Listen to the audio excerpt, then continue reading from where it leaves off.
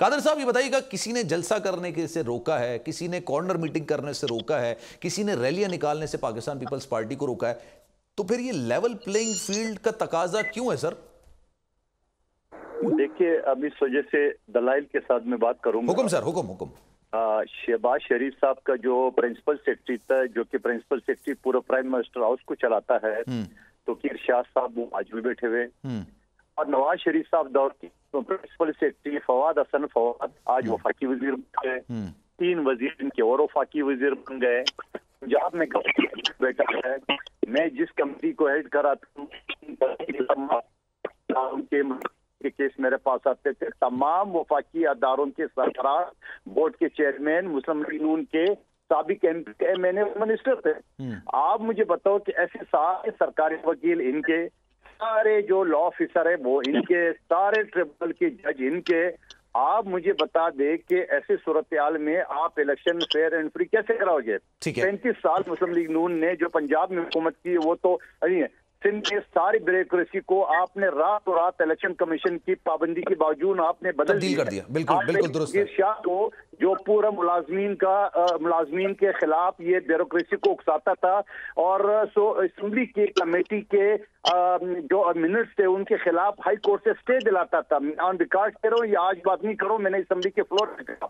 राना तनवीर वफाकी वजीर total committee को इग्नोर कर रहा था, वोट को इज्जत देने वाले ख्वाजा आसिफ इग्नोर कराता, ख्वाजा साद रफीक रेलवे के और PIA रेशन के वजीर टोटल कमेटी को इग्नोर कर रहे थे। आप मुझे बताओ, इन सारी चीजों के बावजूद आप क्या समझ रहे हो ऐसी सूरत-ए-हाल में इलेक्शन फेयर फ्री होगा? ऐसे सूरत-ए-हाल में चीफ इलेक्शन कमिश्नर और उनकी 4 मेंबर जो ना क्या फेयर इलेक्शन करा सकेंगे? हमारा मुतालबा ये है कि इन सब लोगों को, जैसा आपने सिंध में उखाड़ पिकाड़ कर दिए इलेक्शन कमीशन की पाबंदी के बावजूद, आप यहाँ से भी कर ले। और मैं दरखास्त करूंगा चीफ इलेक्शन कमिश्नर को कि राजा रियाज के जरिए जो आपने निगरान वजीर आजम बनाया था, ये तो 1 हफ्ता पहले वहां मुस्लिम लीग नून में शमूलियत के लिए मरियम नवाज साहिबा से मुलाकात कर ली उससे। तो ऐसे सारे सूरत-ए-हाल में आप मुझे क्या बताओ, लेवल प्लेइंग फील्ड हमें मिलेगा? पीपल्स पार्टी को मिलेगा? आप इस्तेकाम पार्टी आपने किसके खिलाफ बनाई है? आपने बलूचिस्तान के सारे लोगों को रातों रात मुस्लिम लीग नून ने किसने शमूलियत कराई, किस तरह करा ली? ये सारी चीजें दलाइल के साथ हम बात करें कि ऐसी सूरत-ए-हाल में आपने बिल्कुल सॉलिड दलील दी है। मैं आप उसी से एक सवाल कर दूं। आपने कहा तौकीर साहब की हायरिंग किसने की, फवाद साहब की हायरिंग किसने की? इसमें चले ठीक है, मैं ये मान लेता हूं कि इनकी वाबस्तगी माजी में नून लीग के साथ रही होगी, उनके साथ एफिलिएशन रही होगी, लेकिन सर इनकी हायरिंग किसने की है? निगरां हुकूमत ने की है, इलेक्शन कमीशन में की है, इसमें नून लीग का कहां से अमल दखल आ गया सर? जी हाँ, क्या राजा रियाज ने आमिद मीर साहब के शो में कहा था, एक अपोजिशन लीडर सारा बीबी इसकी गवाही देंगे, मौलवी साहब भी, कि उन्होंने कहा मैं आइंदा इलेक्शन नून लीग के टिकट से लड़ूंगा। आपने पाकिस्तान की तारीख में ऐसा अपोजिशन लीडर देखा है? आपने बताओ, जब शहबाज शरीफ साहब स्पीच करते थे तो राजा रियाज डेस्क बजाते थे, ये मौलवी साहब, ये सारे बानू बता दे कि मैं झूठ बोल रहा हूँ। ऐसी आप अपोजिशन लीडर जो आपने पहले से उसको टिकट दे रखा था, आप उसके जरिए आपने निगरान वजीर और निगरान वजीर आजम बनाया, तो आप मुझे बता दो कि ये चीजें तो आज वक्त चल रही है। हम पर एक इल्जाम है कि हमने जो है ना पंजाब के नकवी साहब को अपना बेटी तो जरदारी साहब ने मरियम नवाज साहिबा को भी कहा, क्या वो पीपल्स पार्टी से ताल्लुक रखती है?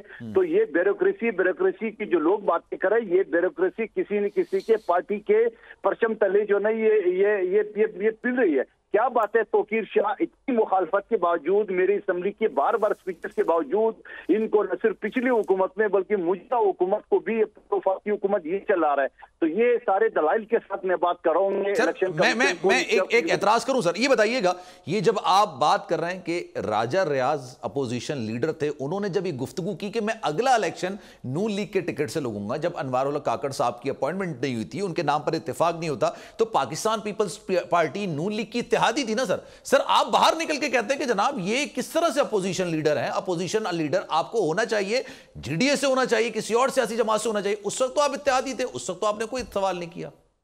देखिए, ये दोनों ऑनरेबल मेंबरान ये इस बात की गवाही देंगे कि मैं हमेशा बोलता था नून लीग के खिलाफ, मैं हमेशा बोलता था कि ये नून लीग जो ना ये जो कुछ करे वो सही नहीं करे, हर चीज में सारी आप करते होंगे। मैं हैसियत पीपल्स पार्टी की बात कर रहा हूं। खैरा साहब ने कभी नहीं बोला, कोंडे साहब ने नहीं बोला, ये लीडरशिप है ना उनकी, उन्होंने कभी नहीं कहा। उन्होंने कहा जो भी फैसला हो रहा है वो कलेक्टिव रिस्पॉन्सिबिलिटी, जिसका कैबिनेट जिसको कहते हैं, कलेक्टिव रिस्पॉन्सिबिलिटी के साथ हो रहा है। मैं बजाते खुद आपकी बात नहीं कर रहा।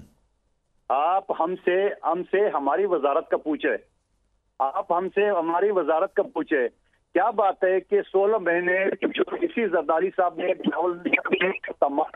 जो जुमाते उन्होंने शहबाज शरीफ साहब को बनाया था और हुकूमत खत्म होते उन्होंने जो है कि शहीद जुल्फकार अली भुट्टो के ऊपर अटैक कराया अपना हनीफ आबासी के जरिए, और फिर हनीफ आबासी ने एक ट्वीट करके माजरत कर ली। अब आप मुझे बता उसकी क्या औकात है, उसकी जो मैं के बारे में इसकी जो बात की, क्या मुस्लिम लीग नून ने शोकाज दिया, क्या मुस्लिम लीग नून ने नवाज शरीफ में शोकाज दिया कि आप किसके सामने बोल रहे हो? खुद तो आप हीरोइन और एफेड्रिन बेचते थे कल तक, और आज आप इस अजीम हस्ती के खिलाफ आप टीवी पे आके बातें कर रहे हो। सवाल ये इन सारी चीजों का, हमने तो गुड फेथ पे बात की है, हमने हर वक्त हमदर्दी उसके साथ की, हमने हर वक्त उसके साथ जोड़ने की है, मगर ये पीठ में खंजर गोपने के लिए आप भी कह रहे हैं कि आपको ऐसा लगता है कि हनीफ अब्बासी साहब ने जो भी ट्वीट किया था या जो भुट्टो साहब के बारे से जो बात की थी, ये नवाज शरीफ और शहबाज शरीफ साहब की तर्जुमानी की थी या उनका अपना जाती मौकिफ हो सकता है? आप मुझे बताओ ना कि अगर ऐसा नहीं है जो आप फरमा रहे हो, तो मुझे बताओ कि क्या मुस्लिम लीग नून ने इतने अजीम लीडर के खिलाफ जो उसने बातें की है, तो क्या उन्हें कोई शोकाज दी है? क्या उन्हें कोई वजाहत तलब की है? उसने अपनी एक ट्वीट के जरिए कहा, अगर किसी का जरिए हो, भाई बेनज़ारी क्या होती है? हो सकता है सर माफी नहीं कहा, क्योंकि माफी मांगी है ना उन्होंने। तो क्या पार्टी ने एक्शन लिया? सर मैं ये कह रहा हूं कि मैंने अगर इसाक डार और मिफ्ता इस्माइल के बारे में बात की तो जाके पूरा मुस्लिम लीग नून ने तूफान प्रतिनिधि खड़ा कर दिया है कि आप कहें मैंने हमारे खिलाफ बोल रखा है। मैं खिलाफ नहीं बोलता, मैंने उन्हीं की बातें रिपीट की कि मिफ्ता ये कह रहे डार के बारे में, डार ये कह रहे मिफ्ता के बारे में। उस बात को लेके पूरे मुस्लिम लीग नून ने जो है एक शो बनाया, काबिना में डिस्कस होता रहा, मेरा नाम क़यादत के सामने डिस्कस होता रहा।